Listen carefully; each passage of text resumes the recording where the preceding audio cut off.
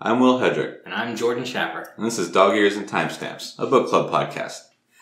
This time we watched a movie, though. We did. Yeah. It's not a book club podcast today. So like we talked about at the end of the episode 2 weeks ago, and like I'm sure we talked about in the episode that will be released tomorrow, Wednesday, the last episode of Reading Salem's Lot. Yes, this is also recorded in the past, as far as you're concerned. We didn't read the Salem's Lot movie. We watched the Salem's Lot movie, the 1979 masterpiece of film. And we have Kenneth with us, our first ever guest. Yes. Our guest, Kenneth Garman. I watched the movie and I did not read the book. These are all facts. Yeah. Yeah, so we'll get a little bit of the just the movie. We'll get a little bit of the movie and book. How you been, Kenneth? How's your week? I'm doing good. It was a good week. Yeah? Yeah. Went to the Trail of Lights. Oh, cool. Saturday. Christmas time. Nice. When'd you go? Saturday? Yes. Yesterday. Yesterday? Yeah. Oh, nice. Did you buy a bunch of kettle corn? Nikki did. Nice. Yeah. Good move. I got a turkey leg. Dude, that's the better move. Yeah. So good. Yeah, that's a good move, too. Did you get kettle corn? Yeah, kettle corn. We started off at the tree, and we went to the end first to buy kettle corn, and then we went around, and everybody kept asking me where I got it. I was like, you gotta wait to the end. But it was fun, yeah. Yeah, that's cool. Yeah, so no reading this week, though, just kind of waiting for the movie. I've watched an old Stephen King movie, before, It. It is what I watched, and I never saw the new one, and I just wanted to see if the old one held up. And I thought that it held up really well. So I wonder. Oh, you watched it recently, you mean? Yeah, recently. Okay. And I had never seen it too. I hadn't seen it when I was a kid. So my only exposure to it was as an adult watching the old one, and I didn't see the new movie. And I thought it was really good. I thought it was still freaky. I watched it during the day, and I was still kind of creeped out. The new one or the old one? The old one. I never saw the new one. So the Tim Curry one. Yeah, it was awesome. I had high hopes for this movie, and I thought the movie was really good. But I mean. Yeah, I haven't seen it in a really long time. I'm trying to think of the last time that I saw it. I think I saw it as a young adult. I don't think. The first time I saw it was when I was a kid, like we mentioned previously. But I feel like I saw it again not too long ago, like in the past 10 years. And even then, I thought that it held up. Yeah. I don't know if I was thinking about if things were holding up at that age, but it held up. And it is scary as shit. It's like fucking, that's freaky. Yeah.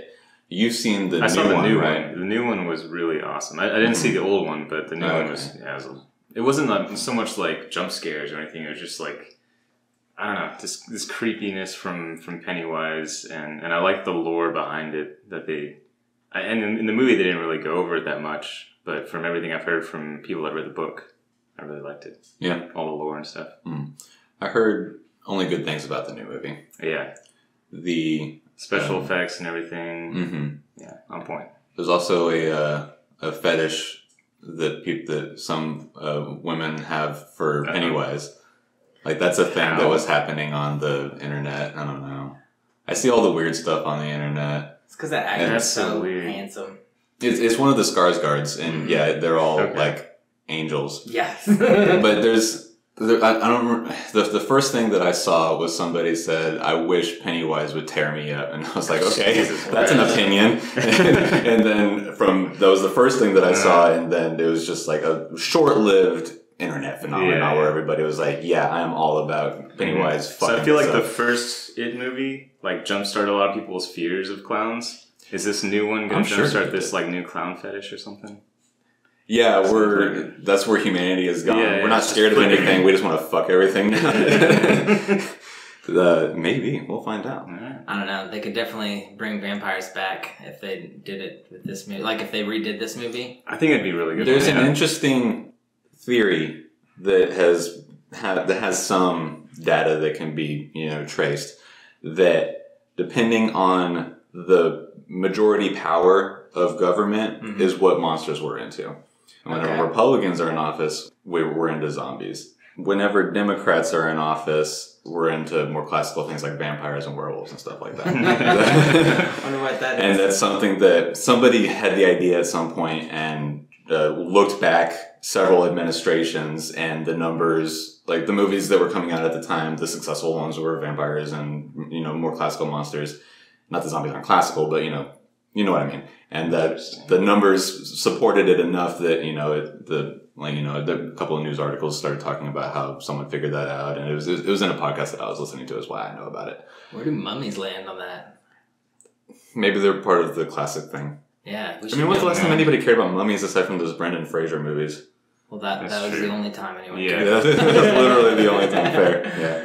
So is it really just zombies versus other creatures? That seems to be difference. What it is. Okay. At least in the write up that this one person figured out or whatever. I should check on it again to see exactly what it was. I can't remember, but it was like of that effect, and I just thought it was interesting. Yeah, that's cool. And happened to pertain to what you just said about it. But anyways, talking about it being an adaptation of a Stephen King novel, obviously one of his most famous novels, probably right behind Carrie. Would you think? Yeah. You being the Stephen King expert of our group? Yeah, I would say Carrie's probably his number one. Yeah, and then it right there behind it. I mean, I know. It's certainly the cultural touchstone of Stephen King. Mm-hmm. At least that's what I've always thought. That's what it seems like people bring up first. Yeah. And then they have a new movie.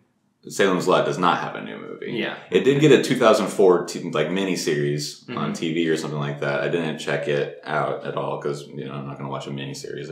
Watching this movie from 1979 was pretty interesting. Yeah. I didn't really know what to expect, it being an old movie, it not being one that got talked about. This wasn't the one that David and Daryl showed me. Yeah. They showed me yeah. So this obviously didn't end up being nearly as successful, but it wasn't that bad. I think, like we were saying immediately after we finished the movie, we just watched the movie inside of 30 minutes ago for the listeners at home, and it was not bad. That was really good. It was much better than I was expecting. Something from way back then that might have been a bit of a mess or whatever. I think there's in fact on the IMDb here page for the movie there is a quote, not on this page that I have pulled up.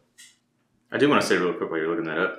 I looked up the director, is either Tobe Hooper or Tobe Hooper. Mm-hmm. He directed the original Texas Chainsaw Massacre and Poltergeist. Oh, nice. So I think that says something to this movie, too. I think it's the original Texas Chainsaw Massacre anyway. It's in 1974. Mm-hmm. That sounds right. Yeah. There's a quote that I saw from Stephen King in reference to the Salem's Lot movie where he said, I couldn't find it, but I'm remembering what it said. It said, "It was a total mess. Every horror director in the country wanted to do it, but nobody could come up with a script." So evidently everybody was excited to do it because this was a very popular book. It being his second one, everybody was writing off the high of him having written Carrie, or publishing it. Yeah. Carrie as being his first published work, and then Salem's Lot being his second published work. Yeah. I didn't know that. Yeah. Okay. That's one reason why he was, shot off and became as big as he is, I'm sure, because his first novel ended up being insane, insanely successful. And then Salem's Lot followed it and was, people, as we talked about when we first started reading the book, it was, touted as being like a good return to classic horror with a modern spin. And it was just like everybody loved it and thought it was great. I mean, we loved it and thought it was great. So awesome. It holds up, 30 years later. Yeah. Longer than that, 40 years later, or 43 years later. Yeah, I think one reason probably this movie and the book hold up, same thing with it, is because just like what Kenneth was saying, there isn't like a whole lot of jump scare. It's a lot of building the scene and then letting you kind of freak yourself out because it left a lot unsaid as well as saying just enough to get it across. And I think it comes across in his writing really well, and I think it translates to movie. I think that's what they almost have to do with the Stephen King movie. Because the Stephen King books, like you said, are never about anything like that. And then you're reading it. It's not like you're going to suddenly read a word and be like, "Oh my god!" Jump scares would be really difficult to do in written. Yeah, definitely. I imagine. I don't know. Sorry, I'm eating teddy bears, or not teddy bears. I'm eating gummy bears because I'm very hungry. When he did do a jump scare, though, it still kind of got you. Like even here in this movie, it wasn't like when it did do the jump scares. It was just kind of like you saw the spooky hand of the Nosferatu-esque vampire, and it was still scary because it was building up the scene around it, and it wasn't really just that. It wasn't the hand that was scary. It's just that he was taken, or he's been got, got. So I think that helps a lot too, because they were working. They had a lot going against them for the movie. They didn't have any of the special effects. Like if we did it now, like it would be a crazy awesome movie. Like they'd be able to show the holy water. They'd be able to do a lot of the inner dialogue just through more visual rather than. I mean, they might even be able to work in a way to do an inner dialogue now. I don't know if they do those often in movies. Not too often. I don't think not too often. It would be really difficult to do, certainly with like an ensemble cast, because if it's just the story of following one person, then okay, we can get into that person's head. Yeah. But if we're jumping in between like 4 or 5 people's heads, that would be, it would probably be hard to follow, right? Or it would be more difficult to follow. But yeah, I thought it was pretty decent overall. There's some changes that they made, as they'll of course do with any sort of adaptation in either direction. Yeah. To any medium, going to a game or a TV series or a movie or a book or anywhere else along the cycle. We've got a lot of characters that got consolidated into single characters, despite the movie being 3 hours and 3 minutes long. Which is very, very long for a movie. Oh, yeah. Especially back in the 70s, I feel like. And honestly, for me, like, I didn't read the books. I didn't know any of these other characters. Like, honestly, I can't imagine, like, the characters y'all mentioned being split apart into multiple characters. It's, so the way that the book kind of does it, just as a quick rundown to give context for you, it's like, it really focuses on the town. The main characters are Ben, Susan, about halfway through, we don't get introduced to Mark, but we start dealing with Mark the kid more. Okay. And then the doctor, who's a different character altogether. Same thing with the teacher. It's the same character, different name. Yeah. That becomes like the core group and the vampire hunters. And then even the priest is part of that group for a little bit, but then he gets, defeated relatively quickly. Gotcha. So we've got that core group, but then we also see the town, and then there's several times that we're just given like a narrative or a narration from King about what the town as a character is doing, and it's so that you can see, because it's a small town. It's like in the movie it said like population 2,000 something. That might be about what it was in the book. I don't remember. It would be a weird thing for them to change. So the town having a character is pretty vital to the overall feeling of the book, the way that the story progresses. So that's why there's a bunch of characters that we know and, or that are named characters that we immediately recognize are being consolidated. Okay. It also, of course, is a lot easier to have more information in a book than it is in a movie, even if you give yourself 3 hours and 3 minutes. That was really the only way to do this movie, too. It's just, it would have had to be long to get everything out that they need. And that's how all adaptations are. Yeah. Even though the director's cut of the Lord of the Rings trilogy is 12 hours, it still is missing a ton from the series. Sure. Right. From the books. And there are characters there's a couple, not really that many, but there are a couple of characters that are either missing or consolidated into a different character. Gotcha. So even in that 12-hour, 3-movie epic, there's a lot that gets cut. Because there's no choice. Like you said, you have to do it whenever you're taking it to... You can't expect an audience to sit down for 4 hours all the time. Yeah. And it seems like a lot of those characters were kind of insignificant in the end. Like, more or less, it was just setting up, like, this person turns into a vampire, this person turns into a vampire, and stuff like that. And like you said, there's those main casts that stay the same. Yeah, a lot. Some of the characters that I feel like he did separate just to show like a dark side to the town, and it just showed a lot of different like flavors of what was going on. It showed like good, it showed bad, it showed more or less like world building kind of. Exactly, it's just town building. I guess. It's giving it all flavor that way. Like if he does like a throwaway reference in somebody else's chapter, it means a lot more to us as the reader because we know Dud Rogers is the dump. It's not just like faceless vampire attacked all of a sudden. It's like, well, Dud's been missing for a week, and everybody knows Dud. He's the dump digger with the hunchback, and he shoots rats. It's like there's a whole chapter about him, and we don't even meet him in the movie. Especially, and then the other thing is that them being vampires is a reveal that takes an entire third of the book. Yeah, the first section of the book. So there's all this stuff happening, and then you're like, well, Mike was sick for like a week, and now he's, he died, and now his body's missing. And so then to reference other people that aren't the main characters, if they're just like, oh, well, somebody died in this other town last week, and now his body's missing, everybody's like, I don't fucking care. That could not matter at all. And then I think that the book itself is also more... I mean, even though obviously we have the main characters that we spend the most time with, Ben, obviously from beginning to end, literally, and then Mark becomes a big deal, and then, we fall in love with Susan and stuff like that. I think that in the end, the book is more about the town and the general idea of people and how people interacting, the idea of people interacting and how things can spread in that way. More so than it's about Ben and his adventure. I think it's about the town and this thing that happened in the town. Yeah, I would agree with that. And then even whenever they leave the town, at the end or in the prologue, and then in the epilogue we see them again in Mexico and go back or whatever. It's all revolved around Salem's Lot. Even when they're on the run, they're always thinking about Salem's Lot. Whenever they're going back to Salem's Lot, obviously that's the goal. And then the story's over. It doesn't go, and then Ben and Mark lived happily ever after, or went off to another town to try and just pursue a regular life now that they were done. It was, they went back to Salem's Lot, tried to finish everything off, end of story. Yeah. So it feels like it's more about the town than it is about just them. They're the vehicle that we see it through most prominently. Yeah. So that's why there's a shit ton of characters and less in the movie. Yeah. Some examples of people that got consolidated. There's no Dr. Jimmy Cody. He does not exist. The doctor in the movie that takes on the same role as Jimmy Cody is Susan's father, Bill Norton. There's Sawyer, the couple that's there's an affair happening in that relationship where Bonnie Sawyer is sleeping with the Crockett. It's Crockett in the movie. It's somebody else in the book. Okay. And then her husband is also a consolidation of 2 or 3 different characters. Who doesn't even have the same name as any of them, except for the last name of Sawyer, who he's supposed to be Reggie Sawyer, who works like at the mill or something like that. But he is also Royal Snow, who was one of the delivery dudes in the book. And then he's also, I think he was somebody else. So did he have an excuse in the book to just kind of spy on his wife? He just suspected it in the book. He just...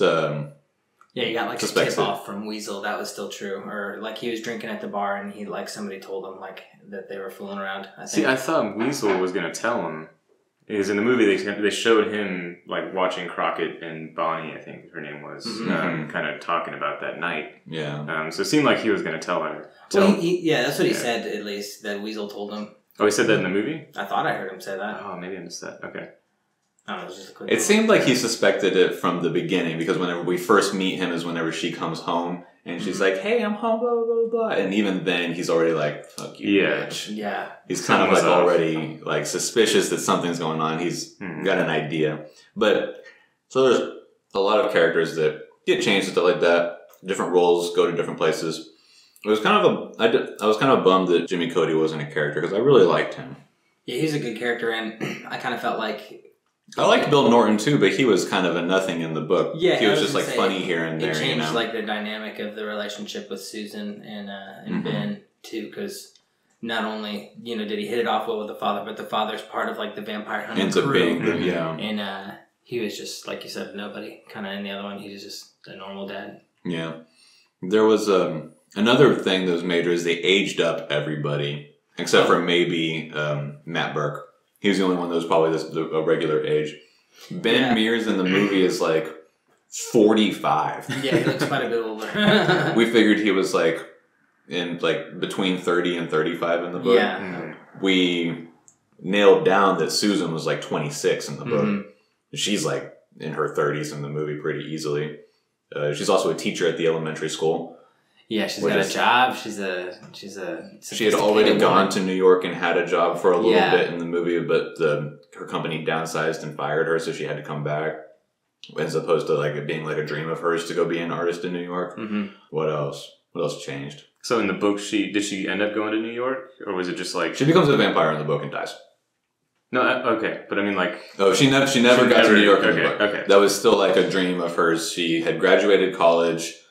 She was an artist. She had sold like some paintings around like the metropolitan area and like in Portland and stuff like that. What about the whole Boston thing? Was that in the That book was at all? not, no. Oh, okay. She never went to Boston. But it was like her aspiration was to leave the lot and go to New York and be an artist. Okay. And Ben's like, "Oh, that's going to be really difficult, blah, blah, blah, blah." Being an artist in New York you can't just go there. You got to like do it right, or something like that. It was like one of their first interactions talking about that sort of stuff. Whereas in the movie, she was like, yeah, I did that for a little bit. It was awesome. I love that job. And then my company downsized so bad. I'm a teacher at an elementary school back home. I don't like to talk about it. They also are going to a lake constantly instead of the park. Yeah, Ned Tibbets. Yeah. They changed Floyd's name. Yeah, from Floyd Tibbets to Ned Tebbets. Very, very different. Cool. Who else did they change the name on?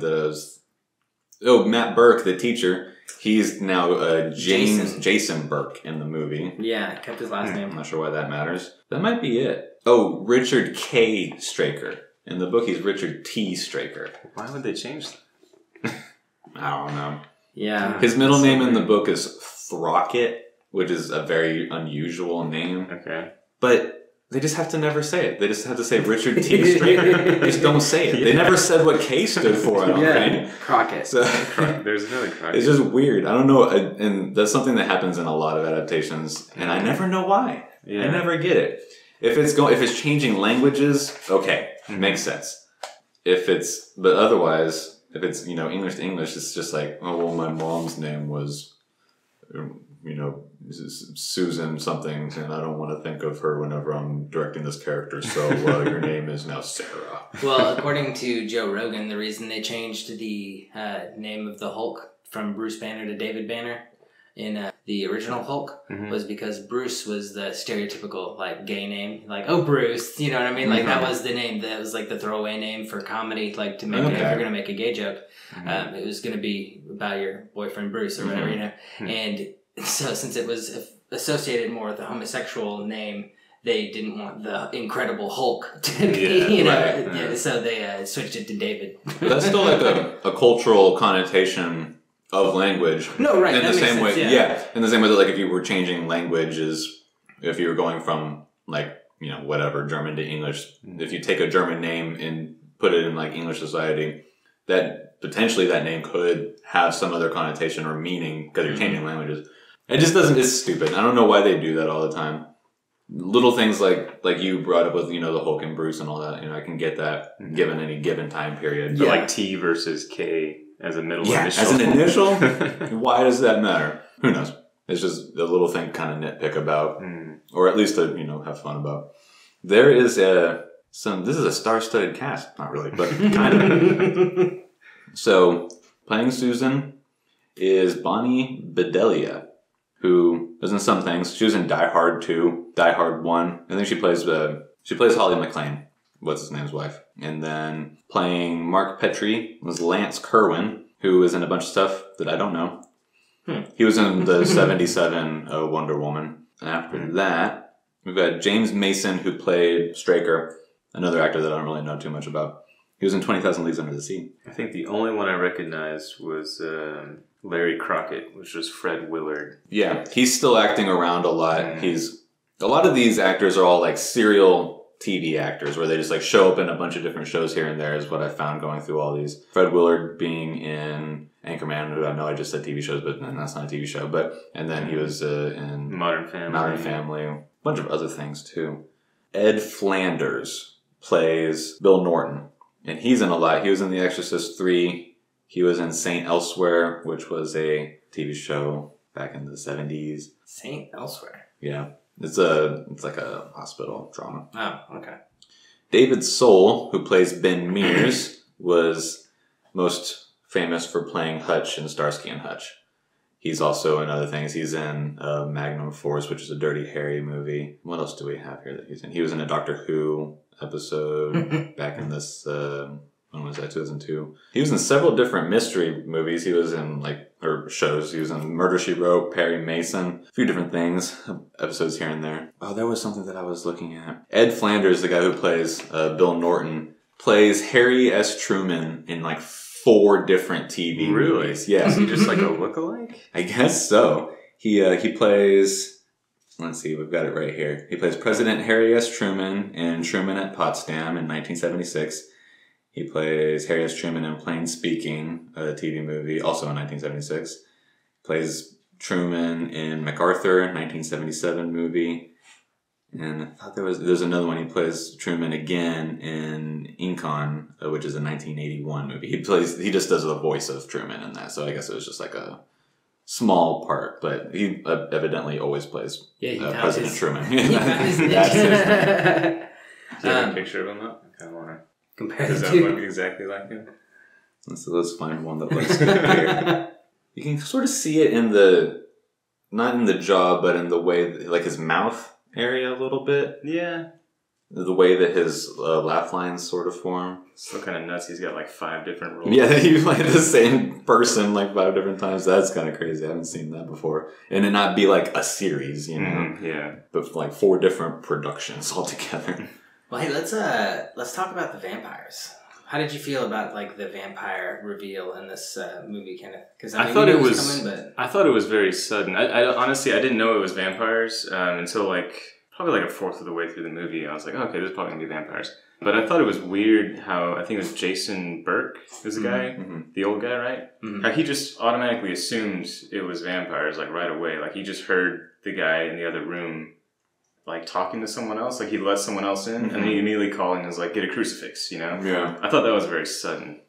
It definitely comes on a lot quicker in the movie. Yeah. I want to say it was the order they did scenes too, because they show him like having a rough night, you know, and sleeping with his crucifix, or not even. I think they show Jason having like a rough night, and then the next scene is at Eva Miller's boarding house where they're talking to Ben, and then the next scene we learn why he called Ben. So like it takes a while before we even learn that.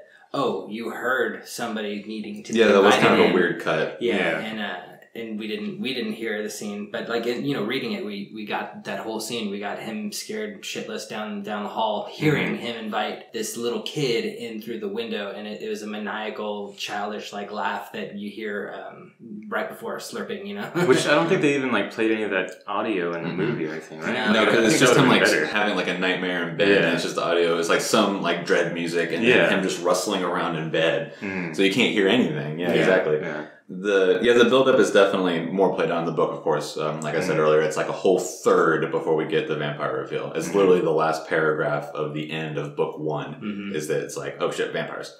Well, and then when they first showed him, it was I want to say it was one of the kids first they showed. The little brother. We first see, Danny Glick go to... Oh no, we see Rafi go to Danny. That's right, yeah. It almost looks like he's a ghost. Yeah. It looks like he's... Like, which in a timeline floating. perspective is consistent with the way that it happens in the book, but that's not consistent with the way that it gets revealed to us, the audience. Yeah. Did they float around in the book? Did it say that? Okay, it does say that? Okay. I thought that was an interesting... I don't know if vampires normally float or not. But They can fly. Okay. And that's something that we've talked about in several of the episodes where there's like hard rules or like in like a mythos that's like, the generally accepted legend in real life, right? But no matter what, you're writing a book, directing a movie, making a game, any sort of telling, whatever your ultimate narrative is, you're going to have to take some of those rules, maybe create new rules, get to fit your narrative. The example that we used one episode when we were talking about that was in Twilight, the vampires are going to high school, so they can't burn up in the sun. That would be pretty inconvenient for the story. So things like that. But flying, floating, that sort of thing is consistent with a classic vampire narrative. Okay. And there's only one time that we see a vampire sort of disappear into mist as a getaway, and that's when Marjorie Glick does it in the movie. But it happens several times in the book as well, so they can sort of vaporize into a mist. I didn't get. I thought that she died. She was retreating. Yeah, it kind of looked like that since it was the only one that happened that way, but it was just her, retreating. Yeah, that was the only like upfront confrontation that really happened. And I don't think she ever came back, did she? Or maybe at the end was she there? I thought that I saw her in the root cellar at the end there. Okay. But it was like, it was really dark and there was just bodies laying around. Yeah. We sort of assumed that Mike Ryerson disappears whenever Burke banishes him from the window and he blasts out the window because then he looks down and he's not there. Yeah. Which is the same way that it's presented in the book too. Yeah. Because the finding out that they sort of vaporize is like a gradual reveal. Like Mike just disappears in the book. The next time that we see a vampire do it, the character thinks that he saw like a mist or something like that. And then outright, the same reveal with Marjorie where they've been outright witnesses her like vaporize and disappear into the air. I had a question about how they in the book, are the vampires like conscious? Do they know who they were before? Immediately they sometimes seem to be like in a bit of a daze. I guess sort of maybe depending on how they got turned and what their state at the time was. I think it seems like they're doing a lot of like relearning stuff. Like it seems like they know especially fresh, like right being turned. It seems like they like remember Marjorie stuff. wakes up and she's looking for Danny. And Susan, she calls Susan. her parents and like she knows to who to manipulate. They seem to have like a bit of a haze at the beginning, but then some of them more quickly than others for the sake of plot seem to come to a more conscious, self where they remember everything and they're all, just vampire versions of themselves. Yeah, they gain their cunning back pretty quickly. One thing I didn't really like at all that the movie did was it took away all cunning from Barlow. Yeah, Barlow just becomes like a Nosferatu sort of animalistic, primal monster. Which I thought King did a good job of making the vampires seem that way in general. Like more animal, more monstrous, something you don't want to aspire to be. Like how in Twilight, it's like I'd do anything to be one of those vampires. But in this, it's like I want nothing to be... I would still be one of these vampires. Oh, these for are sure. the worst, man. They have like it's like the hunger. Like they even talk about it, like how it's. The Twilight ones are hungry. Well, I mean, but they can at least keep it at bay. Like the ones in this book in particular, like have a never-ending hunger. They have to feed every single night, if not multiple times a night. And well, we're assuming they have to. It says that. I mean, I'm pretty sure they have to. That's why they started feeding on like sheep and stuff because they weren't getting enough food. I was just about to ask, do they eat or they feed on animals as well? Not that they're given right away at the end of the book, and not even at the end. It's at the end of the epilogue where we're just getting like snippets of news stories where people are like finding dead sheep, and it's because Ben and Mark go back to Salem's Lot 1 year later, not 2 years later, like the movie says, and burn the whole place down. Oh, wow. And then the lot also gets saturated with vampires, so there's no humans left, so they have to start branching out, and as they're branching out, they find sheep. But I mean, if I don't have to eat every day, but I will if there's food available. In the same way that they don't have to eat every day, but there's a sheep right there, so they're going to get it on their way to the next location, So you're saying you would be one of these vampires? Absolutely. I don't think there's anything that is what's the word that I'm looking for? So like no negatives, really? Aside from, it being like obviously the Twilight vampire is the ideal because there's no consequences, period. None at all. You get to do whatever you want. You don't burn up in the sun, you're fine. But as far as like classic vampire stories go, there's not really a whole lot there's nothing extra that's negative about it as compared to another vampire story. Yeah. It's not like these vampires have it any worse than the vast majority of any typical vampire telling. I did wish they would show... Well, we don't know that either. They said it, okay? Jimmy Cody says it. He says, I am sure they can. What does he know? He's a doctor. Alright? You just said earlier you loved him, okay? I do. You trust his word.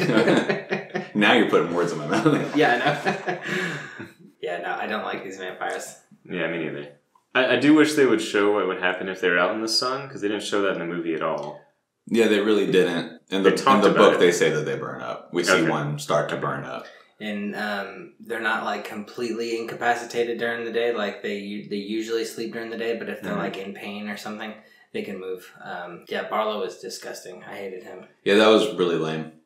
Especially because he was just a monster. Because he's one of the best characters in the book. Well, yeah, and it made everybody else like a cool vampire, like right off the bat. And the ending, like with the little extra caveat with Susan, they did that really well. I thought that was decent. For the way that they structured everything, taking some plot points out of timeline and in a different spot and. They don't even go to Ava's house. The climax isn't at Ava's house like it is in the book. It's all at the Marston house, which is fine. Cool, the Marston house is the preferred location we decided anyways. And then that's where they kill Barlow, and then they set the Marston house on fire as they're leaving. We assume that takes out the whole town. As they're driving away, they say, Marcus says, "That's going to burn the whole town." Ben says, "Yeah, good."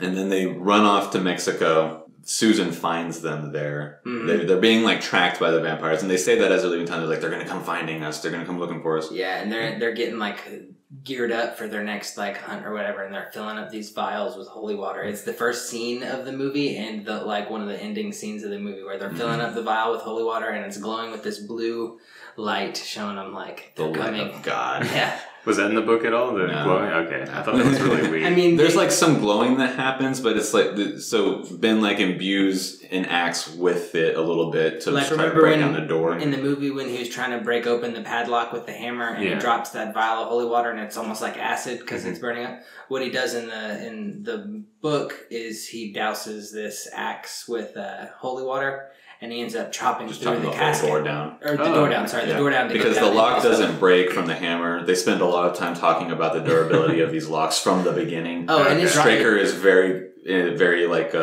insistent on them being Yale locks. They have to be Yale locks. And so then whenever Royal and the other dude who I can't even remember his name anymore either, it wasn't a character in the movie, go to pick up the thing and take it to the house, and they're going to lock everything up. They're talking about how they're Yale locks, blah, blah, blah. And so at the end, we see why, because the Yale locks are super durable, you can't just smash it with a hammer. And so then Ben's like, well, fuck this, and he gets an axe and he breaks down the door. And while that's all happening, the axe like glows because he throws the holy water on it. They had sort of washed themselves a little bit prior with holy water, and Ben's like filled with the fervor of, goodness at that moment because they're, about to kill Barlow. So he's like glowing. So there's a lot happening right there. The last little fight scene rather than making it two separate scenes, which they did in the book, everything just runs together. It happens like almost in one day as opposed to 3 or 4 days, like the climax. The whole time, so Ben gets there like in July of 1975, and then everything ends in October. So the story of the book, he's there for like, those couple of months. Whereas in the movie, he's there for like maybe a week. Yeah, it doesn't seem like everything happens immediately, and then in the same day, everybody's running around doing stuff. Yeah, he meets Susan, meets her parents the same day on their date, their first date. I felt like there was a time cut there. There probably was. It might have been. I feel like the difference between dinner and then going to dinner at the house was like maybe the week or something. You're probably right. It's just the way they made it seem was like, well, how it about, was the how next about we scene, go to so. dinner and then they're at dinner at the parents' house. It was the like, immediate following scene. You're absolutely right. But so yeah, and then immediately everything starts happening.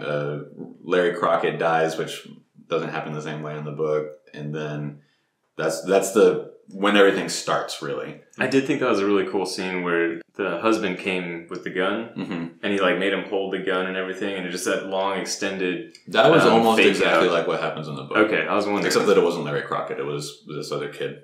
Okay, a little bit more excrement. Yeah, he shits himself. All scared from. He thought he was going to die. Yeah. Well, yeah, and how he pulls the trigger and takes him out. Yeah. And then Barlow does meet him and get him in the book as well. Yeah, basically immediately after. Yeah. In the same way that he like jumps up from the shadows and snatches Crockett in the movie with his like blue claw. That was really funny looking. I think we did a good job of not judging the movie of its time. Yeah. Because we just laughed. It was definitely of its time. Off. Yeah. There was stuff that was goofy, stuff that was, easy to laugh at and have fun. But it wasn't boring. No, not at all. And even though it was 3 hours and 3 minutes. And there was a lot of scenes that didn't have much going on. Like, it was just long takes of someone a lot of times. Yeah, how was that? I thought that was fun. Like, that didn't bug me at all. Like, did it make you think about stuff, or did your mind wander? Yeah, it made me think about stuff. Okay. There was once or twice that it almost felt gratuitous. Yeah. And then right when I was about to be like, okay, it ended. Yeah. And so I was like, okay, well, I guess y'all timed it right at my threshold, so good job. Yeah, I actually thought the scene with the shotgun was a little bit longer than, like, it felt like it was in the book, so... Okay. I don't know. It might have been a little bit. Yeah. Just a little bit more tension. There's a lot of good stuff. I think it's worth watching. If you want to set aside 3 hours to watch an old movie, it is classic horror in the same way that the book was a classic horror. Yeah, I would definitely suggest it, especially if you have other people to watch it with that like know anything about movies or anything about horror or anything about Stephen King or just like to watch movies like... At the very least, it might be fun to sort of pick it apart, Oh, yeah. It's not bad. It's not one of those movies that's so bad that it's good and people love to sit around and, just make fun of that whole movie. It's not that bad. No. But it's, there is stuff that is fun to laugh at some of the things that happen. Some of the what would have been visually frightening back then is now kind of funny. There was definitely several times that we like burst out laughing for a couple of different things. Yeah. There was one time that I actually jumped, which was whenever Ned Tebbets just like burst out of a cabin. Oh yeah, whenever he assaults Ben at the boarding house, yeah. Because there's this long scene of what's the main guy's Ben? Ben. He's just like pulling out his stuff, just like taking out his jacket and he's there the whole time. Yeah, and then just like boom. Yeah, that was awesome. That was pretty funny.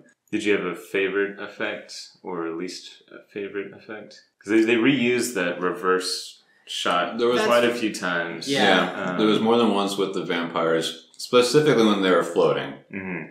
Because there's the mist that sort of forms around them. Yeah. Do they talk about that in the book at all? Like this weird... No, not that I remember.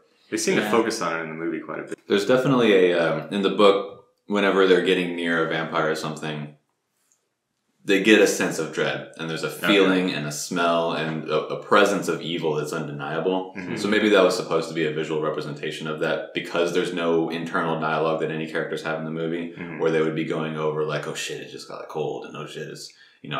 everything's real heavy and stuff like that, Yeah.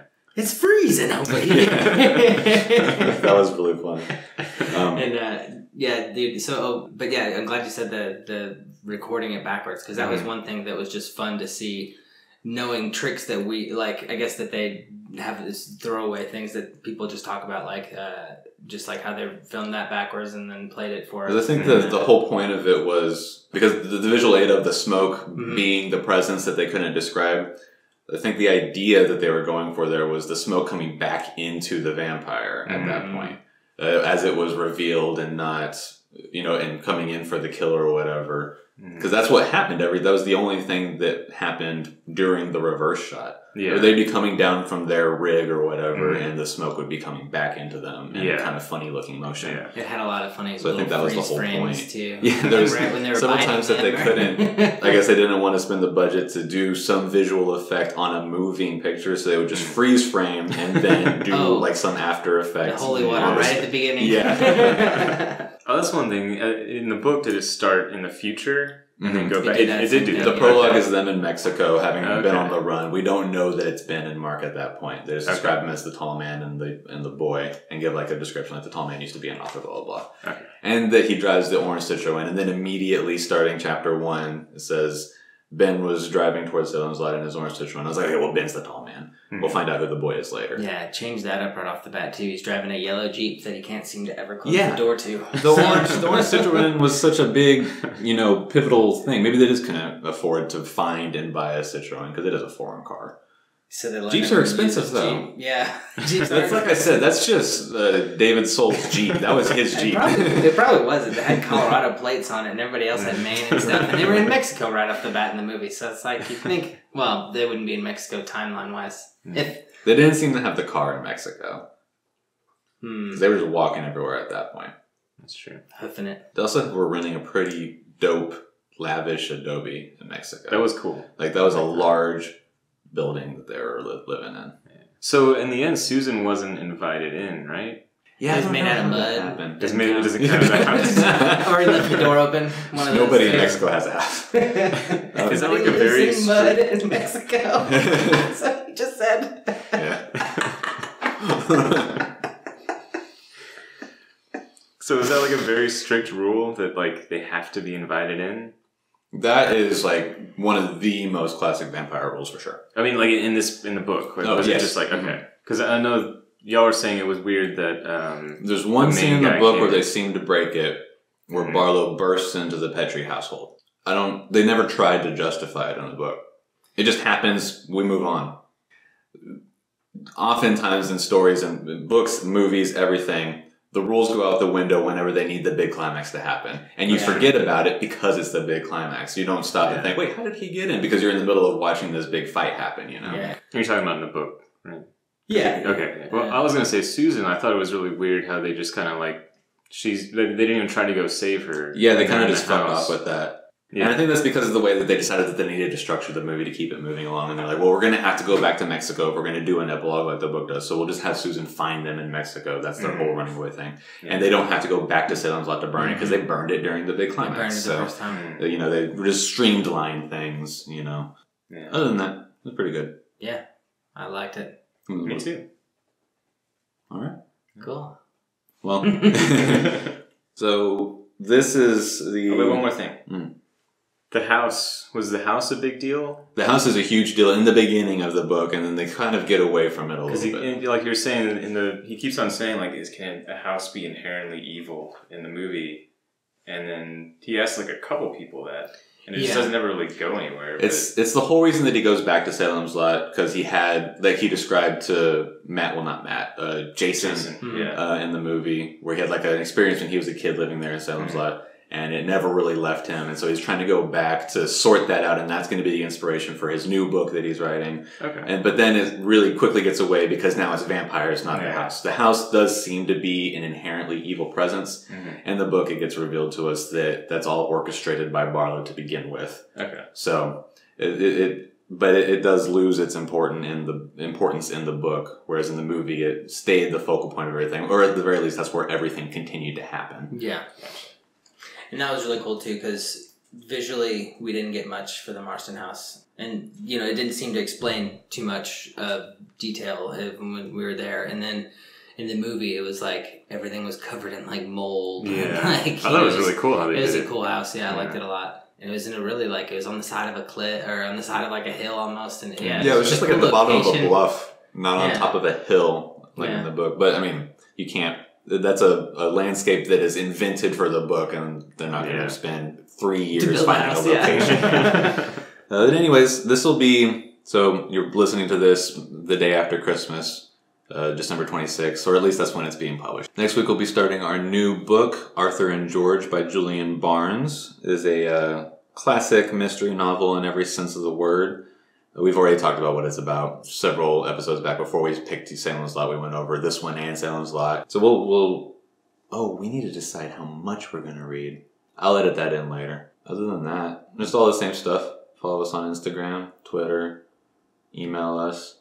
Yeah, special thanks call to us, Kenneth write us letters. Yeah, thank you, Kenneth, for coming on the show. Anytime. Yeah. And you had to work really hard to walk from your room to the living room to watch the movie. And it was a long movie. To the front room to record with us. So I appreciate your travel time. Yeah. You can expense it. Okay, I will. Thank you for having me. Yeah. You're welcome. Thank you for interrupting my outro. And I'm Will Hedrick. There you go. I did it for you. He's Will Hedrick. And I'm Jordan Schaffer. And this is Dog Ears and Time Stamps. Merry Christmas. Happy holidays. I don't think we know anybody that celebrates Hanukkah. There are no other holidays. America. Merry Christmas, y'all. And it is, in fact, Christmas today as I'm recording it. Y'all will be hearing this tomorrow, or at the very least, y'all will have access to this episode tomorrow. Just cutting in here at the end of it all to let you know what we came up with for what we're going to read going into next week when we start Arthur and George, the novel by Julian Barnes.